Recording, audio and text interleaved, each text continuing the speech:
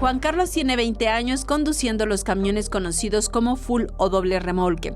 Explica que conducir este camión es una responsabilidad, especialmente cuando se trata de frenarlo. Pues tenemos una distancia que puede ser de 5 metros, ¿sí? Para poder frenar un camión que traemos más o menos como 50 toneladas.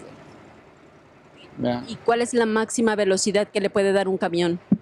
Bueno, viene registrado aquí hasta 140, pero la velocidad máxima regulada por la Federal de Caminos es 85 kilómetros por hora. Y no puedo rebasarlo más. Incluso pues aquí tenemos satelital, nos van regulando la velocidad. Insiste que hay una percepción equivocada de que los traileros se drogan para soportar las largas jornadas para llegar a su destino, que puede ser de norte a sur con un tiempo determinado y pocas horas de descanso. Pues más que nada pues, tomar café, ¿verdad?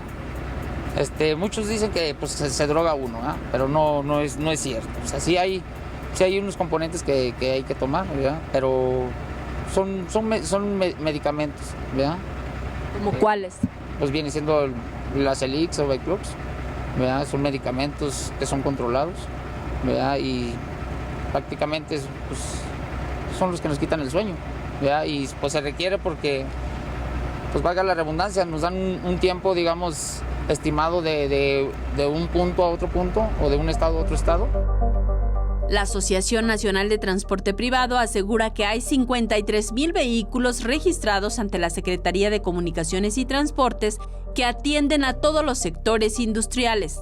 ¿Y qué estamos buscando en todo ello? Es una modernización del parque vehicular que tenga la mayor tecnología para el frenado o para el movimiento de las cargas. En este contexto es, primero, cumplir la regulación que tenemos, las normas 012, las de horas de conducción y descanso, y también estableciendo las mejores prácticas en la prevención de los accidentes.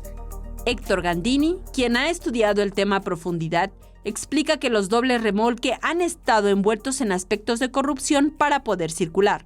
Por ejemplo, el pago a policías cuando no cumplen la norma. Otro aspecto que señala es que para dar una vuelta en curva toma más de un carril, lo que pone en peligro a los vehículos más pequeños.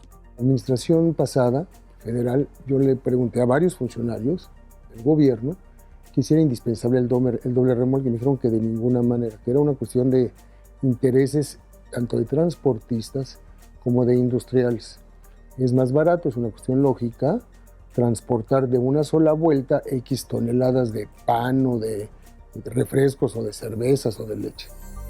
La petición de los más de 172,000 ciudadanos presentada en change.org no es para que haya modificaciones y así pueda circular el full. La propuesta es para que ya no circule. Que sí se puede prevenir. Yo lo hablé con el presidente López Obrador siendo electo, le conté el caso y le dije, mire presidente, no vengo a hablar ni con el corazón ni mucho menos con el hígado. Tengo perfectamente conciencia de lo que estoy haciendo y lo que estoy exigiendo como un ciudadano común que soy. Le dije, hay una figura que es la vacatio legis, que se puede legislar, se puede prohibir, por supuesto, en un plazo sensato, es decir, en 8 meses, en un año, no tiene que haber doble remolque circulando en el país. Y en ese lapso le das la oportunidad a las empresas para que se reinventen en materia de logística, de caminos. En las imágenes, Manuel Hernández, Saray Mariscal, 21 Noticias.